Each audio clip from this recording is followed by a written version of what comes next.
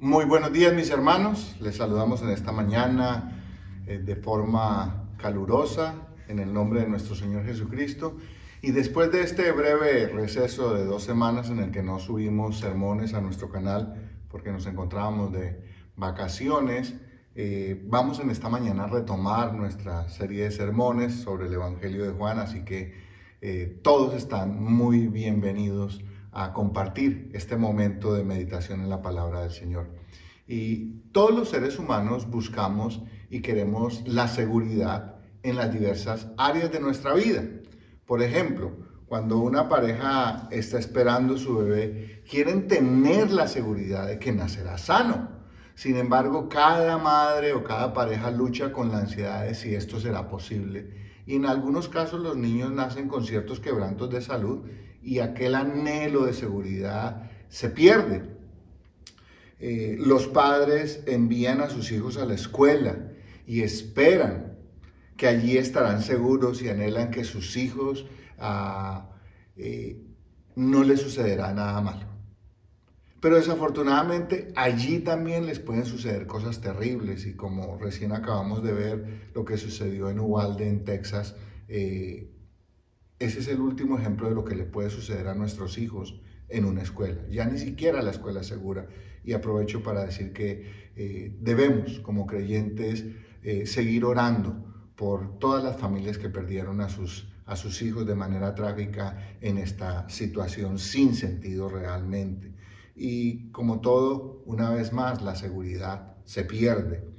Una pareja decide unir su vida en matrimonio con la seguridad de que serán felices y vivirán juntos y que lograrán todo cuanto soñaron cuando estaban de novios, lo que planearon. Desafortunadamente, en muchos casos esa seguridad se hace pedazos muy pronto, por múltiples razones, y termina en dolor y divorcio. Las personas invertimos o ahorramos dinero en alguna institución financiera con la seguridad de que nuestra inversión crecerá. Pero también hay suficientes ejemplos de que esto no es así y perdemos la confianza en las instituciones financieras porque la seguridad que nos prometieron fracasó.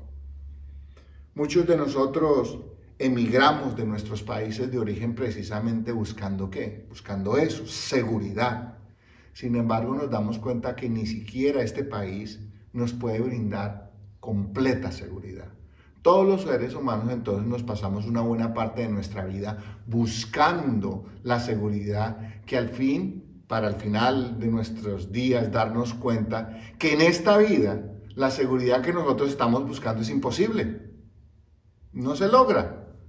Para obtener la seguridad que nosotros queremos, entonces tendremos que buscar en otra parte, mirar hacia otro lado o poner nuestra confianza en alguien totalmente diferente. La Biblia nos ofrece una alternativa diferente si lo que queremos es seguridad. Pero no la encontraremos confiando los unos a los otros o en las instituciones financieras, ni siquiera en los gobiernos. En este caso, estamos buscando la seguridad en quien no nos la puede garantizar.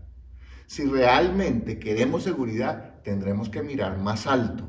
Tendremos que buscar al único que sí tiene el poder para garantizar la seguridad que tanto anhelamos. Pero quizás no es el tipo de seguridad que nos estamos imaginando, porque en realidad la única seguridad que necesitaremos es la seguridad eterna. Y solo en Dios podremos encontrarla. En el pasaje que veremos hoy encontraremos que solo Jesús nos puede ofrecer esa seguridad eterna que tanto nuestra alma anhela, que tanto hemos buscado en otras partes y por otros medios. Así que lo quiero invitar para que abramos nuestras Biblias en el Evangelio de Juan. El capítulo es el 10 y vamos a estar examinando en esta mañana desde los versos 22 al 30. Y al continuar con estas predicaciones en el Evangelio de Juan, podremos descubrir quién es el único que nos puede y nos quiere ofrecer esa seguridad eterna que tanto anhelamos. Por eso, en este pasaje, en esta mañana, veremos básicamente 2 puntos. El primero pareciera que no se relaciona con el segundo, pero se dan cuenta que sí. Las obras de Jesús dan testimonio de él. Es lo primero que vamos a encontrar en este pasaje. Y lo segundo es que solo Jesús nos puede dar la seguridad eterna. Así que vamos al texto y empecemos en el verso 22. Dice, celebrabas en Jerusalén la fiesta de la dedicación. Era invierno y Jesús andaba en el templo por el pórtico de Salomón. Detengámonos un momento y aquí básicamente lo que Juan quiere hacer, el evangelista quiere hacer, es darnos un poquitico de contexto para que nosotros entendamos qué era lo que estaba sucediendo en ese momento. Ya dejamos atrás ese debate entre los judíos, entre los religiosos y Jesús por el milagro del ciego, ¿cierto? Ahora entramos en otra etapa. Tal vez habían pasado semanas, meses, no sabemos exactamente. Lo cierto es que Juan dice que era invierno. Y en esta época, esta fiesta de la dedicación se conocía con el nombre de la fiesta de las luces, o lo que los judíos llaman Hanukkah, y que básicamente es la celebración de la liberación del pueblo judío de la opresión y del terror que ejerció Antíoco Epifanes, quien profanó el templo ofreciendo cerdos en el altar en honor de Zeus y persiguió a los judíos de una manera despiadada, asesinándolos terriblemente. Eso es un genocidio nuevamente. Y afortunadamente para el pueblo de Israel, el sacerdote Judas Macabeo y sus hijos le hicieron frente y con la ayuda de Dios lograron derrotar a Antíoco Epifanes, y así, para celebrar ese triunfo que tuvieron sobre Antíoco Epifanes, hacían esta celebración. Hay mucho más de historia, pero creo que eso nos da por lo menos un poquito de contexto, que era lo que estaban celebrando. Y como algunos autores señalan, es interesante de que Jesús se hubiera, en semanas anteriores, se hubiera proclamado como la luz del mundo. Entonces tiene mucho de significado. Ahora sí vamos a los versos que queremos en esta mañana examinar un poco más profundamente. Dice el verso 24, y le rodearon los judíos y le dijeron, ¿hasta cuándo nos turbarás el alma? Si tú eres el Cristo, dínoslo abiertamente. Jesús le respondió, os lo he dicho y no creéis. Las obras que yo hago en nombre de mi Padre, ellas dan testimonio de mí. Así que las obras que Jesús hizo son las que daban testimonio de quién es Él. Y aunque había pasado algún tiempo desde el último debate de Jesús con los judíos, cada oportunidad que ellos tenían, que se encontraban con Jesús, buscaban poner tropiezo a Jesús, buscaban cómo hacerlo, meter en problemas básicamente. Así que una vez más Juan nos dice que se acercaron a Jesús y le preguntaron, ¿hasta cuándo? ¿Hasta cuándo nos turbarás el alma? Otras versiones traducen esta porción de las Escrituras como ¿hasta cuándo nos tendrás en suspenso? ¿Hasta cuándo nos dirás? Así que detrás de esta aparente inocente pregunta, ¿hasta cuándo?, había una trampa. Había una trampa para Jesús. ¿Por qué? Porque recuerden que es una dinámica del Evangelio de Juan mostrarnos que los judíos religiosos estaban buscando la manera de atrapar a Jesús para eliminarlo. Así que los judíos en realidad no querían la respuesta correcta de si Jesús era el Mesías o no. Solo querían que Jesús abiertamente dijera que Él era el Mesías. Si Jesús decía abiertamente que Él era el Mesías, los judíos tendrían una doble oportunidad para librarse de Jesús, ¿cierto? Quedarían con las manos limpias. Por un lado, ellos lo acusarían de blasfemia, ¿cierto? Y según sus leyes, lo podrían enjuiciar. Por el otro lado, con esta acusación de que Jesús había afirmado ser el Mesías, podrían denunciarlo frente al gobierno romano de incitar una insurrección.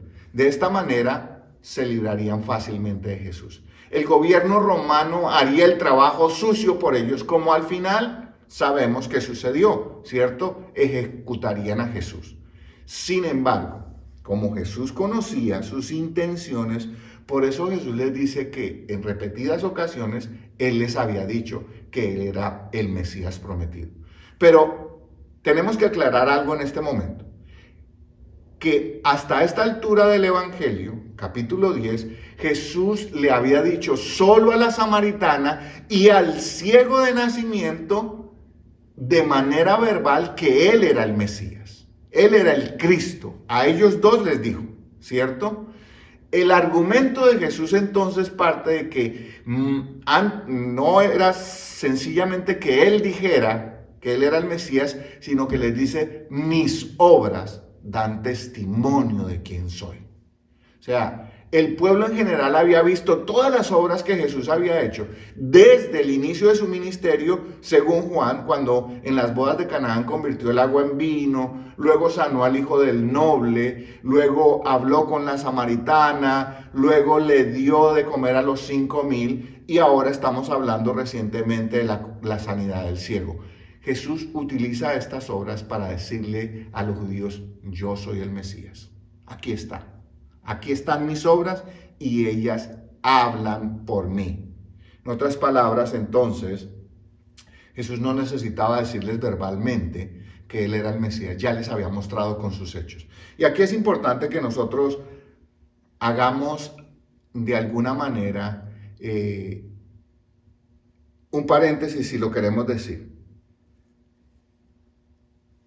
Aquí podemos confirmar una vez más que Jesús nos está dando el ejemplo que para nosotros también es muy importante, no tanto lo que decimos, sino lo que hacemos. Son nuestras acciones lo que en realidad demuestran quiénes somos.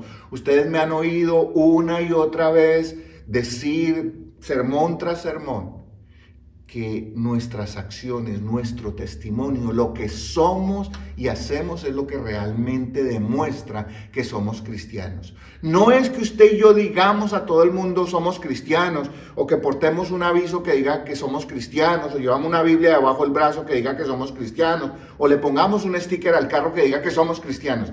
Eso es válido. Pero lo que es verdaderamente válido son nuestras acciones. Esas son las que demuestran en realidad si somos o no somos. Para el pueblo de Israel debía haber sido suficiente todo lo que Jesús hizo de manera sobrenatural para que ellos creyeran en Él. Les había dado de comer a multitudes, había sanado, había devuelto la vista, en fin, milagros que claramente reflejaban su poder. Así que aquí hay dos puntos que es importante para nosotros como cristianos resaltar a esta altura. El testimonio, cómo nosotros le mostramos a la gente que en verdad somos cristianos, ¿cierto? Entonces, la primera prueba es lo que Jesús ha hecho en nuestras vidas. Esa es una prueba irrefutable, no solo de su poder y su amor. Cada vez que somos tentados a dudar del amor de Dios, de si será que Dios me quiere, de si será que Dios me ama, de por qué me pasan tantas cosas, tenemos que volver y mirar nuestra vida. Cada vez que tenemos esa tentación a dudar de ese amor de Dios, tenemos que volver a nuestra vida y ver lo que Él ha hecho. Tenemos que mirar con sinceridad, con objetividad, de dónde nos sacó Cristo y dónde estamos hoy. Hasta dónde nos ha llevado. Todo el hombre viejo que hemos dejado, todas esas obras terribles que hacíamos, ¿ya las dejamos atrás o siguen con nosotros? ¿Cierto?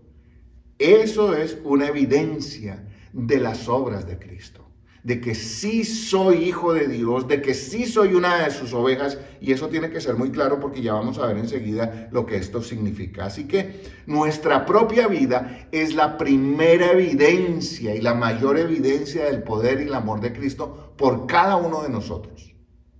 No es sentimentalismo, no es que yo siento que, no, es lo que Dios a través del poder del Espíritu Santo y por medio de Cristo ha hecho en nuestras vidas.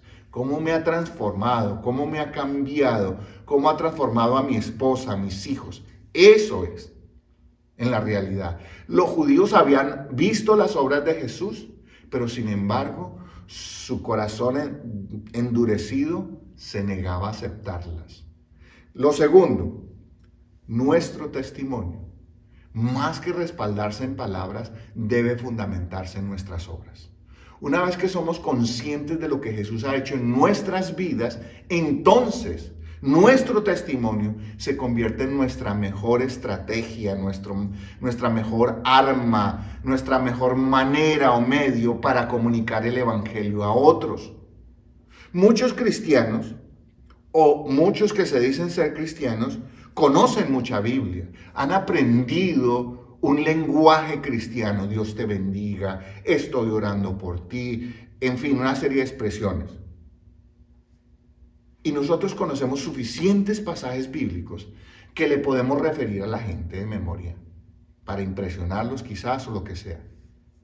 Pero si estos pasajes bíblicos, esta forma de hablar nuestra respaldada por las obras, en realidad ningún o más bien poco efecto tendrán en la vida de los que nos rodean. Podemos darnos cuenta que Jesús no falló en nada. Y sin embargo, mire esto, los judíos no le creyeron ni a su palabra ni a sus obras. Para nosotros va a ser más difícil. Sin embargo, tenemos que seguirlo intentando. Desde el momento en que Jesús apareció en el panorama judío, dio evidencias de quién era, de dónde venía y sobre todo quién lo había enviado y a qué lo habían enviado. Pero aún a pesar de las evidencias que mostró al pueblo de Israel y en especial los líderes religiosos lo rechazaron. Lo triste de esa situación que leemos en los evangelios es que aún hoy en día se continúa presentando la misma situación. La gente está esperando una voz audible del cielo, está esperando una revelación extraordinaria, algo sobrenatural para entonces decir, ahora sí creo en Jesús. Están esperando eso. Y quizás en gran medida eso sea lo que explique por qué hay tanta gente yendo de un lugar para otro, iglesia en iglesia, buscando dichas manifestaciones. Algunos se quejan de que cuando llegan a cierta iglesia, aquí no hay unción, aquí no se mueve el Espíritu de Dios, aquí no hay. Están esperando todavía eso. Sin embargo, todo lo que Jesús hizo no les sirve de evidencia. O sea, van a las Escrituras y no les sirve. Lo que dice la Biblia no les basta. Y por eso siguen buscando en el lugar equivocado al Jesús que fácilmente podemos encontrar en las Sagradas Escrituras. Lo andan buscando por allá cuando lo tenemos tan cerca. Las obras de Jesús, cuando leemos los evangelios, las obras de Jesús nos ofrecen la seguridad que tanto hemos buscado en otras partes. Porque usted podría pensar hasta este momento, pero ¿de qué seguridad? El pastor empezó la introducción hablando de seguridad, ¿hasta dónde? Era necesario hacer esta parte porque las obras de Jesús que están descritas en las Escrituras nos dan la seguridad de quién es Él y lo que podemos recibir de Él. Y aquí es donde va el tema central de este sermón. Esa seguridad eterna que usted y yo hemos buscado, solo Jesús puede ofrecérnosla. Pero si lo miramos con los siguientes versos, hay hasta cierto punto lo que podría llamarse una condición. Vamos a ver, miren. Dice, pero vosotros no creéis, porque no sois de mis ovejas, como os he dicho. Mis ovejas oyen mi voz y yo las conozco y me siguen. Y yo les doy vida eterna y no perecerán jamás, ni nadie las arrebatará de mi mano. Ahí hay seguridad eterna. Mi Padre me las dio, mi Padre que me las dio es mayor que todos y nadie las puede arrebatar de la mano de mi Padre. Yo y el Padre, uno somos. Así que solo Jesús te puede dar la seguridad eterna. Jesús le dice a los religiosos la razón por la cual ellos no pueden creer en Él. Porque simplemente ellos no forman parte de su rebaño, no son sus ovejas. Una vez más, repite lo que ya les había dicho en algunos versos anteriores, específicamente en el verso 14, acerca de esa cualidad particular de las ovejas que Él pastorea. Las ovejas de Jesús oyen su voz, Él las conoce y ellas lo siguen. Ahí está Resumido, ¿cuál es la cualidad o la característica de las ovejas que le pertenecen? Israel había sido un rebaño rebelde y se negaron a recibir, aceptar y seguir a Jesús, al Mesías prometido. Por eso Jesús les dice claramente y así de frente que si ellos fueran parte de su rebaño, lo estarían siguiendo y obedeciendo. Y este es un tema del que ya hemos hablado en sermones anteriores de manera suficiente, pero quiero volverlo a repetir brevemente. Vale la pena mencionarlo de nuevo. Para ser oveja de Jesús, ¿qué hay que hacer? Oír. ¿Qué significa oír? Entender lo que Jesús dice, entender sus palabras, entender quién es Él, entender de dónde viene, entender quién lo envió, entender a qué vino. Oír es entender, no simplemente un sonido, es entender. ¿Cierto? La siguiente palabra, conocer. ¿Qué significa conocer? Que Él nos conozca y que nosotros lo conozcamos a Él. Establecer y mantener una relación de comunión íntima con Jesús. Es eso. Cuando yo oigo, sé quién es Jesús, es el Mesías prometido, sé que es mi pastor y entonces empiezo a conocerlo. Y conocerlo es escudriñar las Escrituras y establecer una relación con Él. Y seguir es obedecer. Sencillamente es caminar con Jesús. Entonces ahí está. Mis ovejas oyen, me conocen y me siguen. Ahora Jesús, después de que repite eso, hace una de las más grandes y maravillosas declaraciones que sus ovejas jamás podamos escuchar. Y sobre todo tenemos que creer. Aquí lo que Jesús nos ofrece es la absoluta certeza de la seguridad de la salvación que Cristo nos ofrece y garantiza. Usted está buscando seguridad, en el mundo no la va a encontrar. No importa en quién o en qué la busque, no la va a encontrar. La seguridad la tenemos únicamente en Cristo. Mire esto, le voy a volver a leer el verso 28 porque es el verso clave aquí en este pasaje. Y yo les doy vida eterna y no perecerán jamás, ni nadie las arrebatará de mi mano. Nota que es absoluto el énfasis que Jesús hace en este pasaje completamente. Este verso, y no podemos ocultar eso, ha sido tema de debates desde la antigüedad. Pero en realidad, mire, yo no me voy a meter en ese debate, porque llevamos casi 2000 años desde que se pronunció esta afirmación y los teólogos no se han podido poner de acuerdo exactamente qué sigue. Yo no me voy a meter en ese tema porque tampoco lo voy a arreglar. Lo que quiero en esta mañana, de manera simple o de manera sencilla, es leerlo tal como está y tratar de aprender qué es lo que este texto nos quiere decir, así como está en las Sagradas Escrituras. Y básicamente lo que Jesús dice aquí simplemente es que si el hombre, con la ayuda del Espíritu Santo, se convierte, se arrepiente genuinamente de sus pecados y se somete al señorío de Cristo y lo recibe como su Salvador, entonces se convierte en una oveja de Cristo. Y al convertirse en una oveja de Cristo, tiene la garantía, la seguridad de la salvación eterna que Jesús nos ofrece por amor y de forma gratuita. Así que quiero partir este verso en 3 pequeñas porciones para que usted y yo lo examinemos rápidamente en esta mañana. Mire, en este verso Jesús nos hace una promesa en la que nos ofrece 3 cosas. La primera de ellas, las ovejas de Jesús recibirán la vida eterna. Tenga en cuenta que estoy haciendo énfasis. Las ovejas de Jesús, no todo el mundo, no todos los seres humanos, solo aquellos que son las ovejas de Jesús. Porque eso fue lo que Jesús le dijo. Si fueran mis ovejas.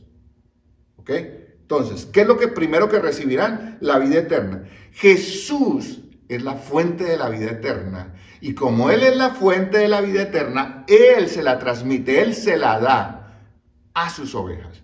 Cuando formamos parte del rebaño de Jesús, uno de los principales beneficios que recibimos es que tendremos vida eterna. Nosotros tenemos que ser honestos a esta altura.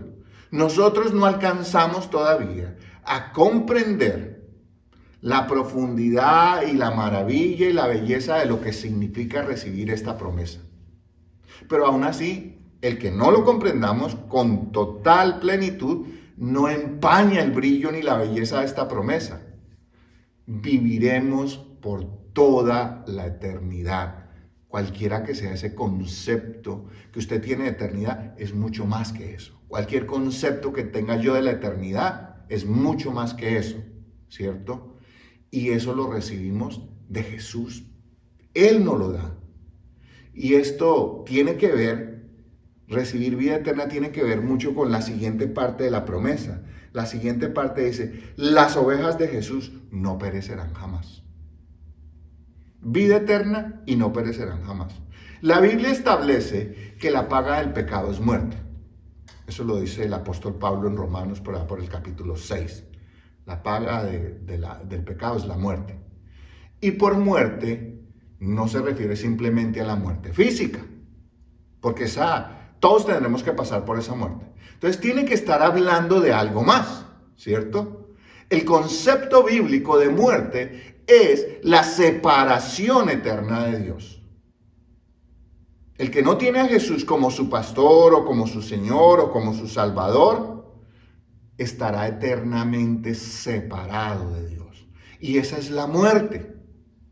En realidad esa muerte segunda de la que nos habla la Biblia, esa muerte eterna es estar separado de Dios. Las ovejas de Jesús, por el contrario, gozarán de la eterna compañía del Padre, del Hijo y del Espíritu Santo. O sea, viviremos juntos con Él. Por eso no pereceremos jamás, porque Dios es eterno y los que viven con Él y están junto con Él jamás perecerán. Y eso es importante para nosotros. Viviremos para siempre en un estado eterno, en un estado de gozo inefable, en un estado de gloria incomparable. Y ese es el segundo beneficio de ser una oveja de Jesús. Nos da vida eterna y no pereceremos jamás. El tercero, ¿cuál es? Las ovejas de Jesús, nadie, óigame bien, Jesús es enfático aquí, nadie las puede arrebatar de su mano. A medida que la promesa de Jesús se extiende en belleza y poder, nos deja la mejor parte para el final. Las ovejas de Jesús tienen muchos y poderosos enemigos, créame que sí, pero ninguno de ellos es más poderoso que Jesús. Mire la maravilla de esto, hermano. Esa es la certeza, la confianza, la seguridad con la que el cristiano puede vivir. Nadie, absolutamente nadie las puede arrebatar de su mano. Una vez que somos ovejas de Jesús, que lo oímos, lo conocemos y lo seguimos y formamos parte de su rebaño, nada ni nadie nos puede separar de Él. Esa es la seguridad de la vida eterna. Nadie puede. Quisiera quisiera poder explicarlo de una manera más amplia, pero mi cabeza no alcanza más allá de hacer el énfasis de que nada ni nadie nos puede separar de Dios. Nada, jamás.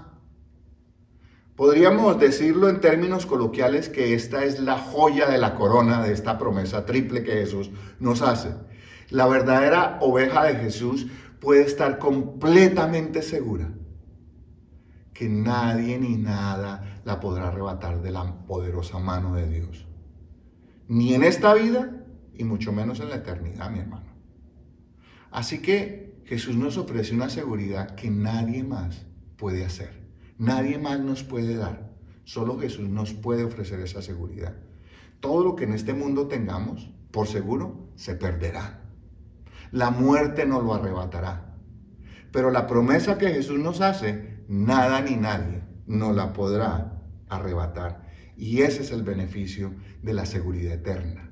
Pero quiero que tenga usted en cuenta que esa seguridad eterna no es por lo que nosotros hacemos o podamos hacer. Esa seguridad eterna es por lo que Jesús hizo por nosotros.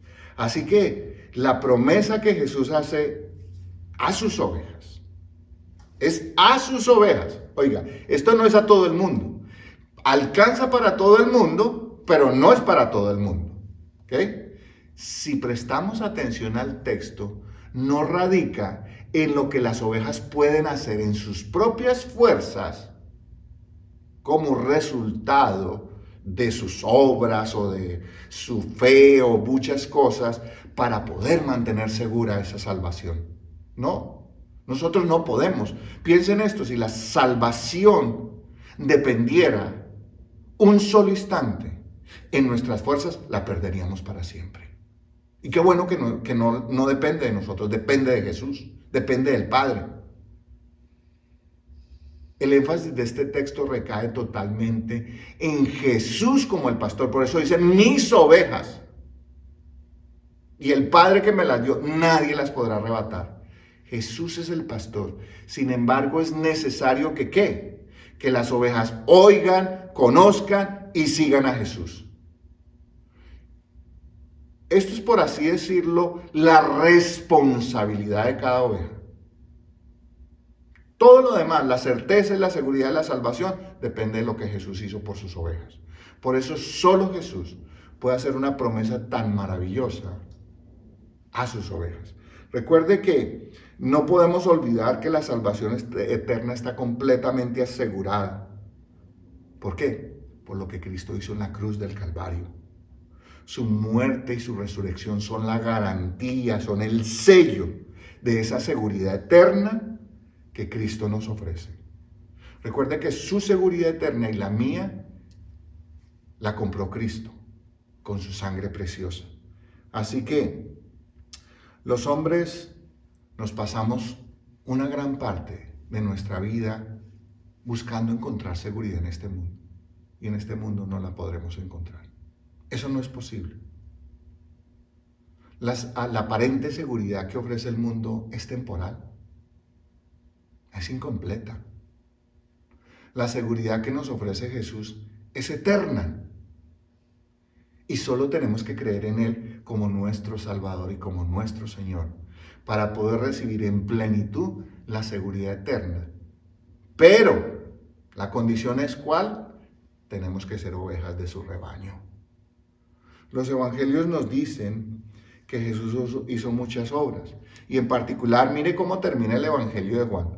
No hemos llegado al final, pero le voy a dar el final por anticipado. Sé que para muchos eso de dar el final por anticipado es como dañar la sorpresa, pero no, en este caso no. Mire lo que dice Juan, y con este verso termina Juan el evangelio. En el capítulo 21, el verso 25, dice lo siguiente. Y hay también otras muchas cosas que hizo Jesús, las cuales si se escribieran una por una, pienso que ni aún en el mundo cabrían los libros que se habrían de escribir. Amén. Así termina el Evangelio de Juan. Juan constantemente nos está diciendo que ¿qué? Que el Señor hizo muchas obras. Jesús hizo todo lo que el Padre le ordenó. Fueron muchas sus enseñanzas y el tiempo que pasó tratando de enseñar al pueblo acerca de Dios. Sin embargo, ellos no creyeron. No creyeron a sus palabras. Y aunque sus obras fueron mayores, tampoco a estas obras creyeron. Solo un pequeño rebaño dentro de todo ese pueblo lo oyó. Estableció una comunión con él y le siguió. A ese pequeño rebaño, a cambio de creer en él, ¿qué les dio? La seguridad de la vida eterna. Jesús hoy nos hace exactamente el mismo ofrecimiento. Y Él tiene no solo la autoridad, sino que además tiene el poder para llevar a cabo. Pero es necesario que cada uno de nosotros lo recibamos como nuestro pastor eterno. Oigamos lo que Él tiene para enseñarnos, desarrollemos una comunión íntima con Él y en obediencia le sigamos. Entonces, y solo entonces, la plenitud de la promesa de Jesús será nuestra. La seguridad eterna que tanto hemos buscado y anhelado, solo Jesús nos la puede dar. Por eso en esta mañana, especialmente a usted, mi amigo, le quiero invitar para que venga Él, venga Jesús. Rinda su vida por completo. lo reciba como su Señor y como su Salvador. Y Él entonces, en respuesta a ese arrepentimiento genuino suyo, a ese deseo de ser pastoreado, Él se convertirá en su buen pastor y le dará la seguridad de la vida eterna. No espere más, mi hermano, ni mi amigo. Solo Jesús. Créame que quiero hacer el mayor énfasis posible. Solo Jesús le puede garantizar la seguridad eterna que nadie más le podrá brindar. Así que ahí donde está, lo invito para que incline su rostro en esta mañana y elevemos una oración. Amado Dios, te damos gracias por haber enviado a Jesús, quien vino para manifestar tu voluntad por medio de las obras que realizó. A ti, amado Jesús, te queremos dar gracias, infinitas gracias, porque en la cruz del Calvario nos diste la seguridad de la vida eterna. Allí sellaste esa garantía de que tendremos vida eterna. Espíritu Santo de Dios, ayúdanos a permanecer cerca de nuestro amado pastor, quien es la garantía de nuestra seguridad eterna. En tu nombre, Jesús, oramos y damos gracias. Amén. El Señor les bendiga, mis hermanos. Tengan una feliz semana y esperamos verlos el próximo domingo para continuar con este precioso recorrido por el Evangelio de Jesús. Y no olvide mi hermano ni mi amigo, que solo Jesús te puede dar la seguridad de la vida eterna.